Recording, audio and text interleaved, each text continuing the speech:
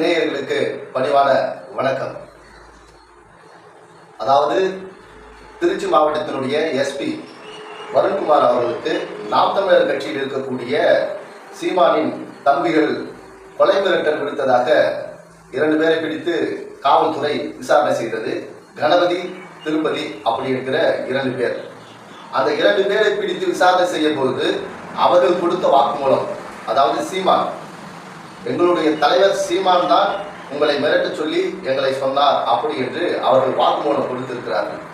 அந்த அடிப்படையில் நாம் தமிழர் கட்சியினுடைய ஒருங்கிணைப்பாளர், தலைமை ஒருங்கிணைப்பாளர், தமிழ் தேசியம் என்கிற பெயரில் கொண்டாட்டி தேசியம் பேசிக் கொண்டிருக்கிற சீமான் அவர்கள் மீது வழக்கு பதிவு செய்யப்பட்டிருக்கிறது. சீமான் மீது மட்டுமல்ல, கரிக்கஞ்சி இடும்பாவனம் கார்த்திக், இந்த சாட்டை துரைமுருகன் மாமா பையன், இவன் மேல கிட்டத்தட்ட ஒரு 15 பேர் மேல வழக்கு பதிவு செய்யப்பட்டிருக்கிறது. இதுவரை முடிஞ்சா என் பேர்ல வழக்கு போட்டு பாருங்க அப்படி என்று சொல்லி கொண்டு தான் தோண்டித்தனமாக தெரிந்து கொண்டிருந்த சீமான் மீது தற்போது கொலை மிரட்டலுக்கு தூண்டுவது, அதாவது ஒரு நபரை இன்னொரு நபரை கொலை மிரட்டல் செய்ய சொல்லி தூண்டுவதாக சீமான் மீது வழக்கு பதிவு செய்யப்பட்டிருக்கிறது.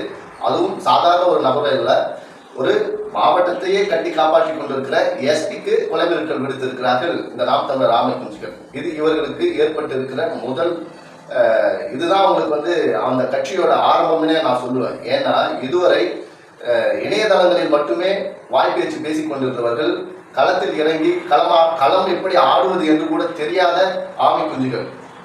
இப்ப தெரியல அவங்களுக்கு சீமான் மீது வழக்கு போட முடியுமான்னு கேட்டீங்க. முதல் முறையாக வழக்கும் போட்டாச்சு, அதுவும் கொலை மிரட்டல் வழக்கு. சீமானை உடனடியாக காவல்துறை கைது செய்யுமா? அது ஒரு கேள்விக்குறிதான். காவல்துறை எப்பொழுதுமே பொறுமையாக ரொம்ப நிதானமாக தான் வேலை செய்வாங்க. ஏன்னா தேவையான ஆதாரம், தேவையான சாட்சிகள், இவை அனைத்தையும் ஆதாரங்களை திரட்டி அதுக்கப்புறம் தான் கைது செய்வார்கள். அப்படி இருக்கும்போது சீமான் விஷயத்துல இன்னும் கொஞ்சம் உஷாராக தான் இருப்பார்கள். ஏன்னா சீமானை உடனடியாக கைது செய்தால் ஆளும் அரசுக்கு தேவையில்லாத கெட்ட பேர் வரும். அதாவது அரசியல் காழ்ப்புணர்ச்சி காரணமாக சீமானை கைது செய்கிறார்கள் அப்படி என்கிற ஒரு பொய்யான ஒரு பிம்பத்தை கட்டமைக்க ஆரம்பித்து விடுவார்கள். ஏன்னா இவங்களுக்கு தான் இணையதளத்தில் போய் எழுதுறதுனா கைவந்த கலை. அதே மாதிரி தான் போய் இவர் இணையத்தில் எழுதியிருக்கார். இவர் ட்விட்டர்ல போட்டிருக்கார், இந்த மாதிரி எஸ்பி வருண்குமார் அவர்களுக்கும் அவர்களுடைய குடும்பத்தாருக்கும் ஒரு கொலை மிரட்டல் விடுத்து போட போய் தான் இன்னைக்கு அண்ணனுக்கு கம்பி ரெடியா இருக்கு. சீமான்லாம் ஒரு ஆளே கிடையாது அப்படி என்பதற்கு மிக சரியாக ரொம்ப தெளிவாக திராவிட முன்னேற்ற கழகம் இப்ப என்ன சொல்லுவாங்கன்னா, திமுக தான் இதை செய்யுது அப்படின்னு சொல்லுவாங்க. ஆமா, திமுக தான் ஆட்சியில் இருக்குது, திமுக தான் தமிழகத்தை ஆட்சி செய்கிறது, திமுக தான் தமிழகத்தில் நடக்கக்கூடிய தவறுகளுக்கும் நன்மைகளுக்கும் அவர்கள் தான் பொறுப்பேற்க வேண்டும். ஒருத்தன் ஸ்டேஜ் மேல ஏறி ஒரு இளைய சமுதாய கூட்டத்தை, அதாவது என்ன பேசுறேன்னே தெரியாம கிட்டத்தட்ட தீவிரவாதத்தை தூண்டுகிற அளவுக்கு பேசும் போது அதை அடக்கி ஒடுக்கி நிறுத்த வேண்டிய கடமையும் ஆளுகின்ற திமுக அரசுக்கு தான் இருக்கு. அப்படின்னும் போது இந்த ஆமை குஞ்சுகள் பொங்கறத நம்ம பெருசா எடுத்துக்க வேண்டிய அவசியம் இல்லை. சீமான் வழக்கு பதிவு செய்யப்பட்டு விட்டது. அடுத்து சீமான் சொல்லுகிற அந்த ஒரு வார்த்தை, என்ன முடிஞ்சா கைது செய்து பாருங்கள், அதுவும் நடக்கும். அதுவும் நடக்கும் ராஜா. உங்களை நிச்சயமாக இன்னும் ஓரிரு நாளில் கைது செய்வார்கள். இந்த வீடியோவை நான் பதிவு செய்து கொண்டு இருக்கும் போதே கூட சீமான் கைது செய்யப்பட்டிருக்கலாம். அது காவல்துறை கையில் தான் இருக்கிறது. அப்படிப்பட்ட சூழலில் சீமான் தமிழ் தேசியம் பேசுகிறாரு அவன் சொன்னா நமக்கு அப்படி சமகாண்டாகுது. பொண்டாட்டி தேசியம் பேசுறான் அவன். தெளிவா பொண்டாட்டி தேசியம் பேசி குடும்ப அரசியலை செய்கிற ஒரு நபர் தான் சீமான். கயல்விழிக்காக காளியம்மாளை விசிறு தட்டிய ஒரு தலைவர் தான் உங்களுடைய சீமான். காளியம்மாள் பிறந்த நாளுக்கு காலையில இருந்து சாயந்தரம் 5 மணி வரைக்கும் போதை தெரியாம படுத்துருந்துட்டு எழுந்து ஃபேஸ்புக்கே எது தட்டி பார்த்து இல்லை கூட இருந்த ஆமை குஞ்சுகள் சொல்லியிருப்பாங்க, ஆனா இன்னைக்கு அந்த பிசுருக்கு பிறந்த நாள் அப்படின்னு. ஏன்னா இது அவ்வளோ பிசுறு மசுருன்னுட்டோம், சரி ஒரு வாழ்த்து ஒன்று போடுவோம் அப்படின்ற துணியில் வாழ்த்து போட்டிருந்தார்கள். ஆனால் காளியம்மாவுக்கு காலை முதல் மாலை வரை நாம் தமிழர் கட்சியில் இருக்கக்கூடிய இந்த ஆமை குஞ்சுகள் ஒருத்தம் கூட வாழ்த்தை போடலை. இதுல இருந்தே தெரிகிறது காளியம்மாள் அழகா ஓரம் போயிட்டாங்க.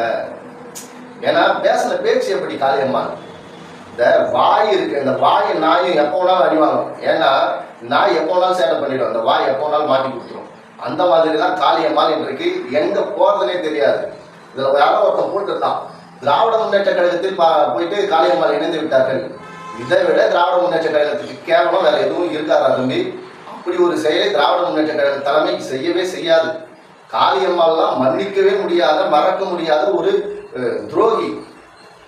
முத்தமிழ் அறிஞர் கலைஞர் அவர்களை அவ்வளவு கேவலமாக, தந்தை பெரியார் அவர்களை அவ்வளவு இழிவாக பேசிய, அதாவது மன்னிக்க முடியாத பாவத்தை செய்திருக்கிற காளியம்மாளுக்கு சீமானா கொடுத்திருக்கிற தண்டனை தான் இப்படி ஓரங்கட்டி வச்சிருக்கிறது.